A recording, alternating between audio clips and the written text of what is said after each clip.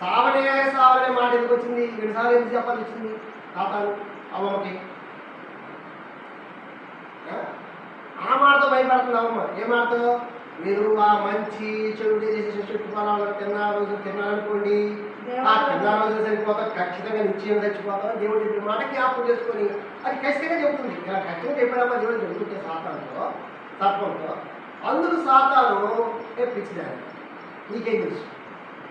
ఏమవుతారో నాకు తెలుసు, నాకంటే నీకు బాగా తెలిసేది. నేను అన్ని దేవదూతల కంటే ప్రధాన దూత నేనే మొత్తం.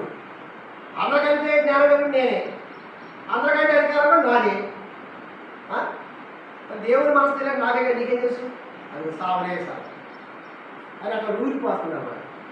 ఎప్పుడైనా ఊరికి పోసిందో ఇంకో మళ్ళీ ఇంకో మాట చెప్పింది, సావనే సావను. ఇంకో మాట చెప్పింది అమ్మ చదువు. ఏమైనా మీరు వాటిని తిరిగిన మీ కన్నులు తెరవబడినని, మీరు మంచి చెడ్డలను ఎరిగిన వారై దేవతల వలె ఉండునని దేవునికి తెలియనని స్త్రీతో చెప్పగా. చూసారా, సావనే సావను అవి తిన్నా రోజున మీ కన్నులు తెరవబడితే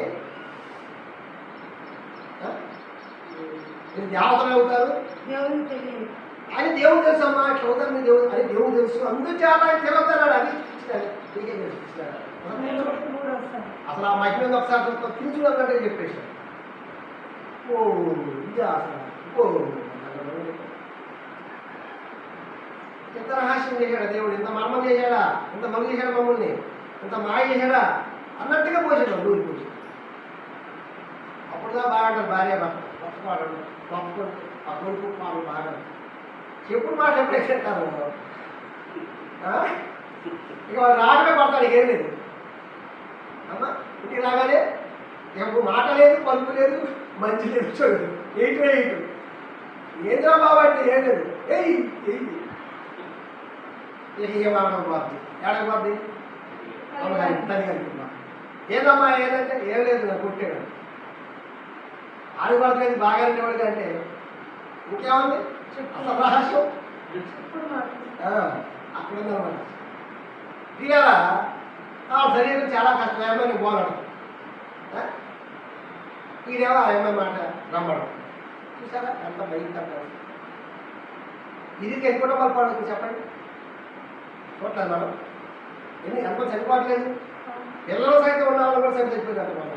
చనిపోలేదు, చంపిందంట. పిల్లలు ఒక్కరో చనిపోయింది. ఆ అమ్మాయి ఎందులో వచ్చిందని ఎందుకో కానీ తెలియని ఎన్నోటయో లోపం ఉంటుందంట.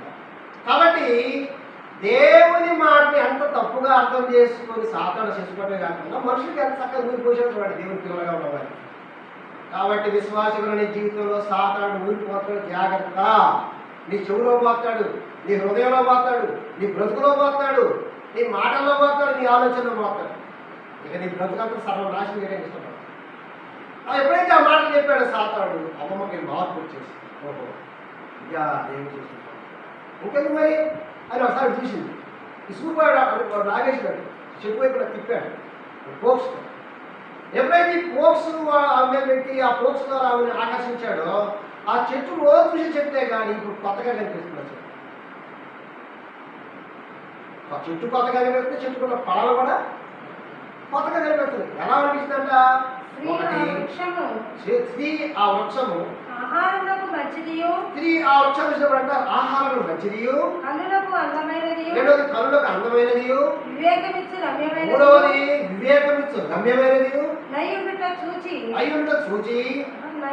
చూచినప్పుడు ఆమె దాని ఫలములలో కొన్ని తీసుకొని తిని తనతో పాటు తన భర్తకుని ఇచ్చెను. అతడు కూడా తినేసాడు. అప్పుడు వారిద్దరి కన్నులు తెరవబడెను. అప్పుడు సైతాన్ రంగం మీద బయటకు వచ్చింది. సైతాన్ చెప్పిన మాటలో నిజమేందో, అబద్ధమేందో, మోసమేందో, దగా ఏందో, చక్రతరం ఏందో అన్నీ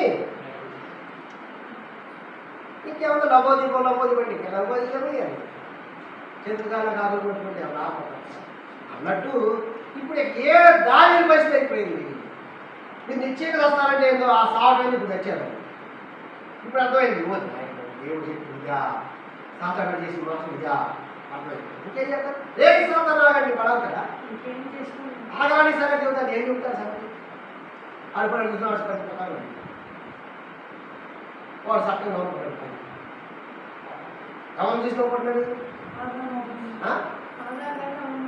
దేవుడు చూసి నవ్వుకుంటున్నాడు. చూసావా నీ పిల్లలు ఏం చేశారు? నువ్వేదైనా చూసేసావే? ఏదైనా సామాన్యం కలవా?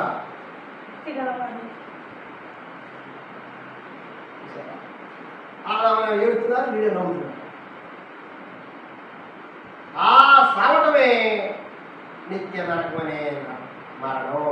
ఒకటి మరణం, నిత్య మరణం. రెండవ మరణం శారీరక దానిపై మరణం కాస్తమా? ఇదే మరణం. ఏ మరణం ఏంటి ఇది? దేవునికి దూరమై శాశ్వత కాలం నరకంలో ఉండి కాలేటువంటి ఆత్మ కాలి కాలి కాలి సావలేదు. ఎప్పుడు కాలుడే. అగ్ని కాలదు, నువ్వు సావనటువంటి పరిస్థితి. ఆ రెండో మరణం నిత్య నరకం తప్పనిసరిగా యేసు ప్రభువు వారి లోకానికి వచ్చి 2000 సంవత్సరాల పూర్వం వచ్చి ఆయన ఈ లోకంలో జీవించి 30 సంవత్సరాలు ఆయన సిలువలో మరణించి చనిపోయి సమాజం మూడో తిరిగి లేచి ఇదిగో మరియ మగ్దలేని మరియ